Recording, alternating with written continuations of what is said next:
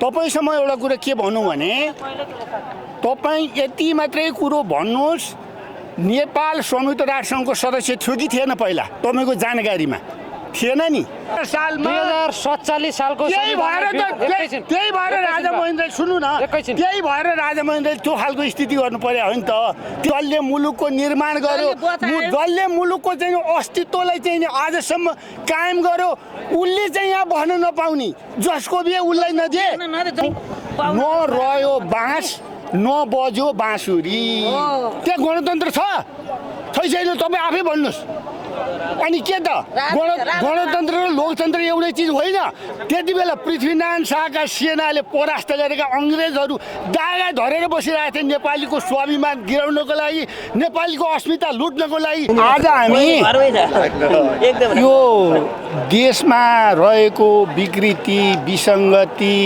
अनाचार दुराचार भ्रष्टाचार व्यभिचारको विरुद्धमा एउटा मुलुकमा चाहिँ नि यो खालको भ्रष्ट सरकारलाई हटाएर मुलुकमा एउटा सुशासन ल्याउनको लागि मुलुकलाई चाहिँ नि एउटा विधिको शासनमा चलाउनको लागि रुल अफ लमा मुलुकलाई चलाउनको लागि हामी यो बानेश्वरको चाहिँ नि खुल्ला चौरमा खुल्ला चाहिँ नि रोडमा हामी उपस्थित भएका छौँ खास गरी यो भ्रष्ट सरकारले यो व्यभिचारी सरकारले कथित रूपमा चाहिँ नि रेखाङ्कन गरेको एउटा चाहिँ निषेधित घेरा तोडेर अनि त्यसपछि गएर हाम्रा आवाजलाई बुलन्द बनाउनको निमित्त न्यायका आवाजलाई सत्यका आवाजलाई बुलन्द पार्नको निमित्त हामी यहाँ उपस्थित भएका छौँ तपाईहरू जस्तो पत्रकार मित्रहरूको माध्यमबाट पनि यो आवाज सबैतिर जान पर्यो यो तपाईँ हाम्रा पुर्खाले बडो दुःख गरेर नाला पानी लगायत धेरै त्यस्ता युद्धहरू लडेर जोगाएको मुलुक आज जोगाएको अनि बेचेको पनि सम्झौता गरेर आधी जमिन बेचिदिएको पनि 1950 सालमा सुगौली सन्धि गरेर 2/3 जग्गा नेपालले गुमाएको होइन राजतन्त्रको बेलामा त्यो त यस्तो हो त्यो चाहिँ के हो भन्नु होला भने अब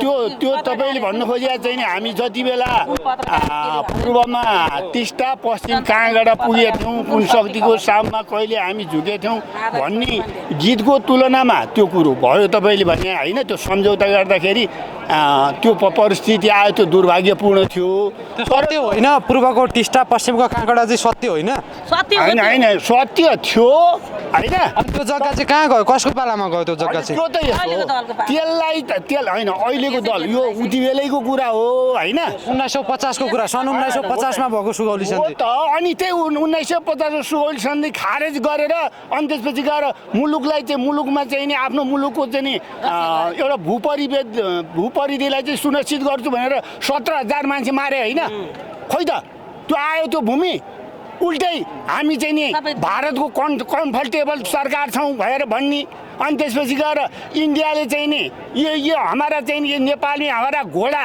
हमारा दाना खाता है और नेपाल हाम्रा अहितमा काम गरेको छ भन्ने बनाउनको लागि चाहिँ नि त्यो खालको काम गरेको थियो तपाईँले जुन भन्नुभयो नि यो गणतन्त्र आएको अहिले 15 वर्ष भयो 15-16 वर्ष भयो यो 16 वर्षमा त्यो जग्गा फिर्ता हुन पर्थ्यो भएन अर्को कुरा 2065 भन्दा अगाडि नेपालमा राजतन्त्रले लगभग 200 वर्ष त्यो सुगौली सन्धि भइसकेपछिको कुरा गर्दैछु म 1872 मा सुगौली सन्धि भएको त्यसपछि 200 वर्ष शासन गरेको लगभग अनि त्यो 200 वर्षमा चाहिँ पुनरावलोकनको कुरा किन भएन राजतन्त्रको तर्फबाट राजाहरूले किन गरेन पुनरावलोकनको कुरा एउटा कुरो तपाईसँग एउटा कुरा के भनौँ भने तपाईँ यति मात्रै कुरो भन्नुहोस् नेपाल संयुक्त राष्ट्रसङ्घको सदस्य थियो कि थिएन पहिला तपाईँको जानकारीमा थिएन नि नेपालले संयुक्त स्वतन्त्र राष्ट्रको हैसियतले नेपालले संयुक्त राष्ट्रसङ्घको सदस्य बन्न पाउँदैन भनेर चाहिँ नि भन्ने को थिए र नेपाललाई संयुक्त राष्ट्रसङ्घको सदस्य बनाउने मान्छे को थिए अनि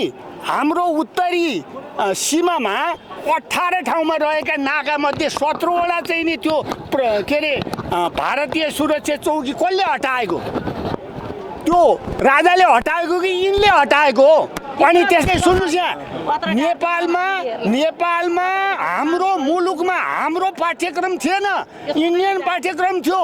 यहाँ हाम्रो सरकारमा, हाम्रो दरबारमा, हाम्रो चाहिँ नि सदनमा इन्डियाको प्रतिनिधि बस्थ्यो। त्यो प्रतिनिधि हटाएर नेपालको चाहिँ नि यो कालो औपनिवेशलाई चाहिँ नि च्यात्ने काम कसले गरे? संविधानै भारतबाट आएर लेखिदिए। त्यो राजाले गरे हो। संविधानै भारतले आएर लेखिदिए होइन? 2015 को संविधान भारतले आएर लेखिदिए होइन नेपालको? होइन त्यो सुन्नु न, सुन्नुहोस् 2015 सालमा 2015 सालमा 2047 सालको त्यही भएर राजा महेन्द्र सुन्नु न, त्यही भएर राजा महेन्द्रले त्यो खालको स्थिति गर्नु पर्यो हो नि त।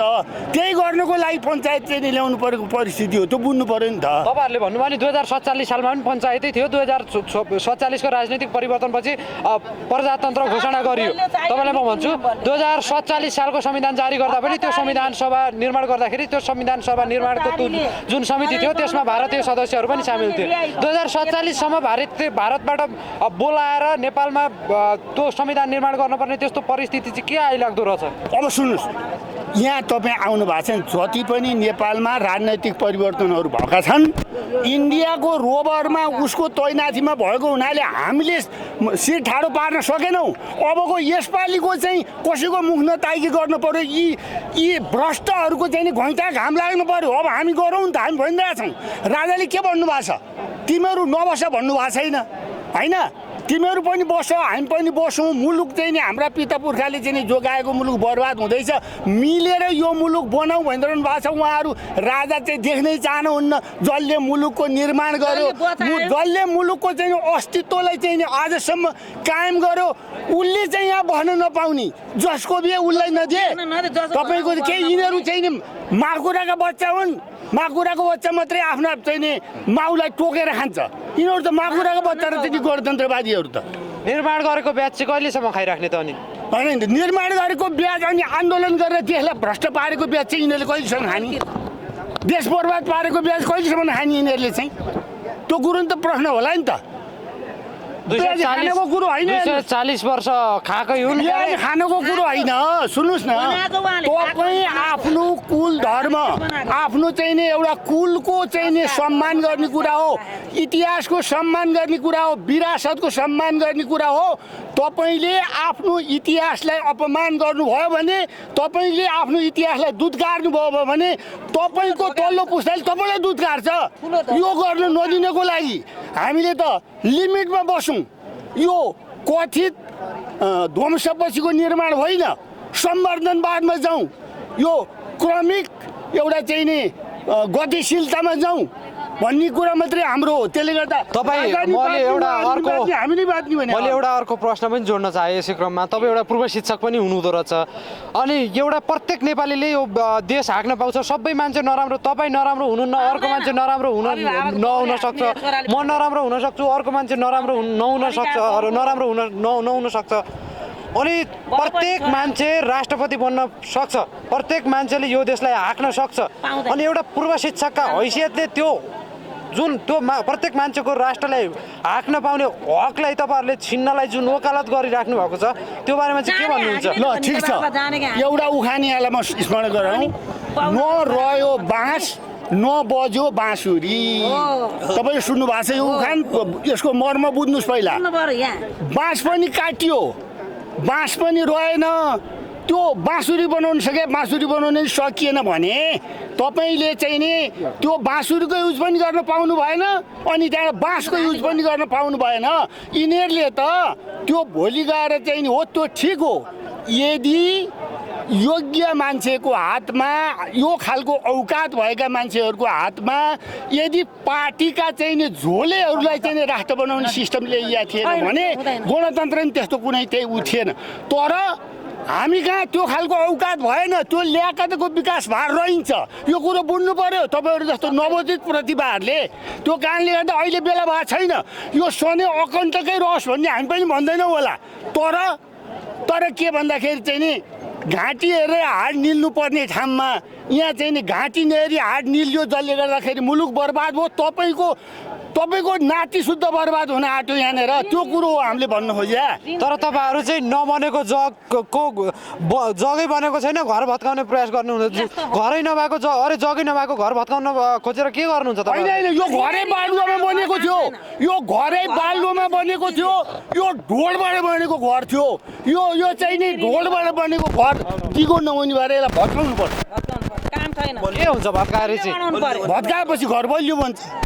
यही घरलाई चाहिँ बलियो बनाउन सकिँदैन होइन होइन उन्नत बनाउन सकिँदैन सुन्नु न बनाउन सकिँदैन नै हो। अब अहिलेको स्थितिमा मिलेर गर्नुपर्ने भयो मिलेर गर्नुपर्ने भयो क्या। तपाईँको के भन्दाखेरि अनुभव छ राज संस्थासित त्यो लामो अनुभव छ उहाँको अनुभव पनि हामीले लिने होइन हामीले पनि उहाँलाई लिने है। दलका चाहिँ नि नाइके भनाउँदाहरूले पनि उहाँसँग सल्लाह लिनु हुँदैन। 78 वर्षको मान्छे त्यत्रो इतिहास बोकेको त्यत्रो विरासत बोकेको मान्छेलाई कहाँको मान्छेलाई जस्तो गरेर उहाँ के अरे जर्मनमा बसेको जन्मेको मार्क्सलाई चाहिँ नि देउता पुज्ने अनि त्यहाँ चाहिँ रुसमा जन्मेको लेनिनलाई चाहिँ भगवान् ठान्ने अनि यहाँ जन्मेको पृथ्वीनारायण शाह र उनका वंशजलाई चाहिँ दुश्मन ठान्ने यो न्याय हो। तपाईँले न्याय ठान्नु भएको छ यसलाई यो अन्याय यस्तो अन्याय हुनु हुँदैन। अनि तपाईँले भन्नुभयो नि राजतन्त्रको लामो इतिहास भनेर भन्नुभयो नि यो सङ्घीय लोकतन्त्रलाई नि गणतन्त्रलाई नि लामो इतिहास बनाउन दिने हो कि सुन्नु पहिलो कुरो तपाईँले के बुझ्नु पर्यो भने लोकतन्त्र र राज संस्था अलग हुन् भन्ने कुरा पहिला दिमागबाट झिकेर फालिदिनुहोस्। तपाईँको लोकतन्त्रको संसारको जननी राष्ट्र कुन हजुर नै भन्नुहोस् ल। तपाईँ पत्रकार जान्नुहुन्छ कुन देश हो जननी राष्ट्र भनेर चिनिने देश के अरे ऊ बेलायत हो कि होइन त्यहाँ गणतन्त्र छ छैन तपाईँ आफै भन्नुहोस्। अनि के त गणतन्त्र र लोकतन्त्र एउटै चिज होइन। यी भ्रष्टहरूले आफ्नो भ्रष्टाचार लुकाउनको लागि यो आलाप गरेका छन्। यो एकदम दुरालाप हो। यो तपाईँहरूले यसरी लोकतन्त्रको यो वकालत गरिराख्दाखेरि 2061 माघ 19लाई चाहिँ कसरी सम्झिनुहुन्छ? होइन 2061 माघ 19 को परिस्थिति नआउनु पर्थ्यो। त्यो परिस्थिति आउन दिनुमा दलहरू पनि दोषी रहे र त्यो परिस्थिति आइसकेपछि राजाले पनि त्यसलाई चाहिँ नि होइन अब दलहरूले जति बिगारे पनि म चाहिँ सन्तुलित भएर अगाडि बढौँ भनी सोच्नु पर्थ्यो। त्यो सोध्नु भएन। उहाँले भन्नुभएको छ हामीले पनि विगतमा केही त्याग्यौँ होला केही कमी कमजोरी गऱ्यौँ होला अरूबाट पनि भयो होला। अब हामी मिलेर जाउँ भनिरहनु भएको छ के नराम्रो कुरो भएको छ त्यो 2061मा किन गर्न सकिएन त्यही कुरा? 2061मा 2047 सालको संविधानलाई हरण गर्नुभन्दा त मिलेर जाउँ भन्न सकिन्थ्यो होला। हरण गर्ने व्यवस्थै आफ्नो हातमा लिदिने संविधानै च्यातिदिने अनि त्यो कुरा त्यो बेला गर्न सकिन अब चाहिँ गर्न सकिन्छ भनेर चाहिँ कसरी आशावादी के गरियो भने नि तपाईँलाई एउटा स्मरण गराउँछु 2063 साल वैशाख के अरे 11 गते दलहरूको र राजाको बिचमा जुन भद्र एउटा सहमति भएको थियो त्यो सहमति तोड्ने काम दलहरूले गरे। यो चाहिँ नि के भन्दाखेरि उनीहरूले धोका दिए बाबा विधाता।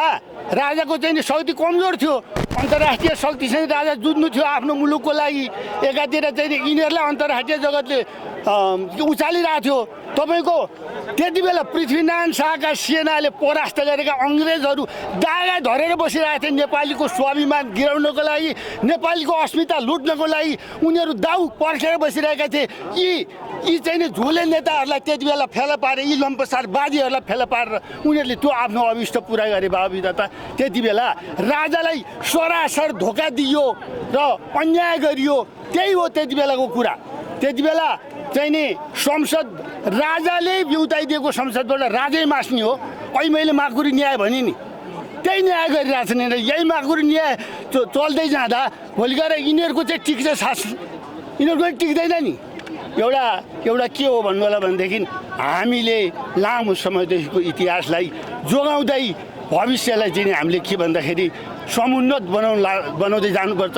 इतिहासबाट हामीले पाठ सिक्नुपर्छ र भावी पुस्तालाई चाहिँ नि त्यो इतिहासको एउटा चाहिँ नि अवलोकन गराएर त्यसको स्मरण गराएर आफ्नो चाहिँ नि एउटा आफ्नो अस्मितालाई आफ्नो साख र छविलाई सुरक्षित राख्न सक्नुपर्छ।